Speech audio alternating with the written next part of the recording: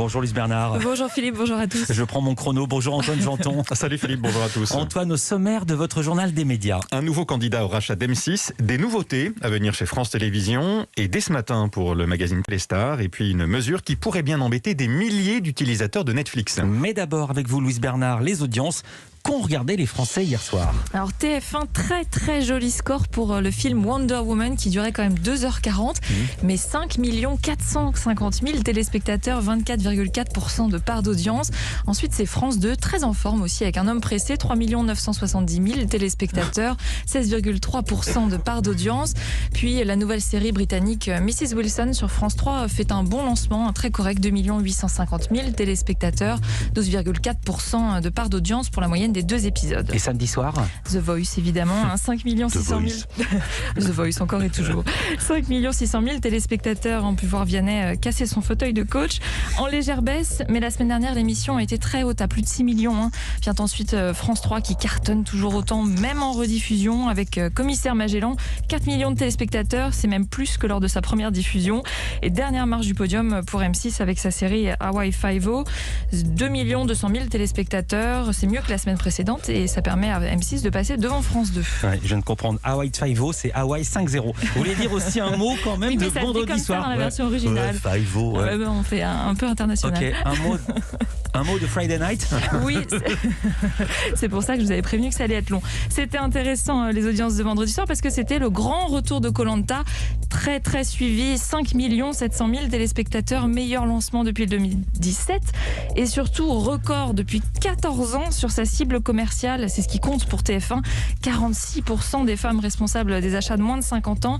C'est plus compliqué en revanche pour les Césars sur Canal+, beaucoup moins suivi que l'an dernier, 1 600 000 téléspectateurs et c'est avec la cérémonie de 2019 l'un des plus mauvais scores de ces 10 dernières années.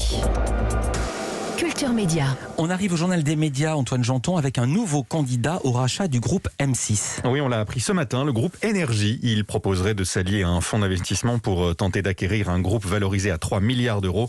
Information donnée par le site internet du journal Le Point. France Télévisions travaille sur une nouvelle émission politique. On ne connaît pas encore son nom, mais on connaît la journaliste qui sera à sa tête, Anne-Sophie Lapix, présentatrice du 20h de France 2. Annonce de Laurent Guimier, le directeur de l'information de France Télévisions. C'était dans le journal du dimanche hier. Il décrit cette émission comme un rendez-vous ambitieux, innovant et sans clash, sans en dire beaucoup plus.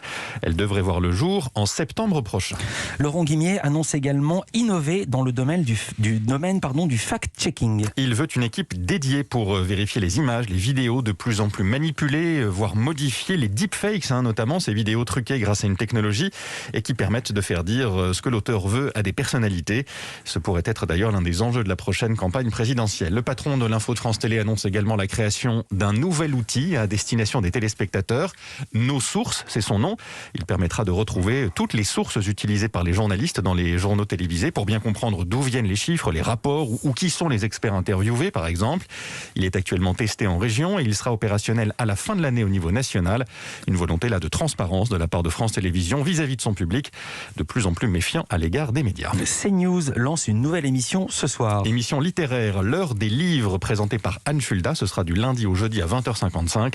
Elle remplace Vive les livres, émission que présentait Patrick Poivre d'Arvor jusqu'au début du mois de janvier. Et puis vous l'annonciez en sommaire, des nouveautés pour le magazine Téléstar. De nouvelles chroniques d'abord, elles seront portées par des personnalités de la télévision une fois par mois. Michel Simès pour le bien-être et la santé, Stéphane Bern qu'on connaît bien ici pour une rubrique Mission Patrimoine, et puis Laurent Mariotte, autre ami d'Europe 1, qu'on connaît bien ici aussi, pour des recettes et des informations sur les produits de saison. Autre nouveauté, plus de place aux séries quotidiennes comme Plus belle la vie ou Demain nous appartient. Le journal des feuilletons aura désormais le droit à 2 pages au lieu d'1 aujourd'hui.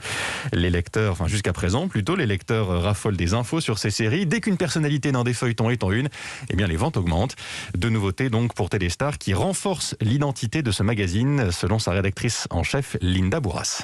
Téléstar, c'est le magazine des stars et aussi le magazine des séries, toute l'actu sur les séries télé. Notre but, c'est de nous différencier davantage de nos concurrents. C'est vrai que c'est un marché le marché de la presse télé qui compte comme une dizaine de titres.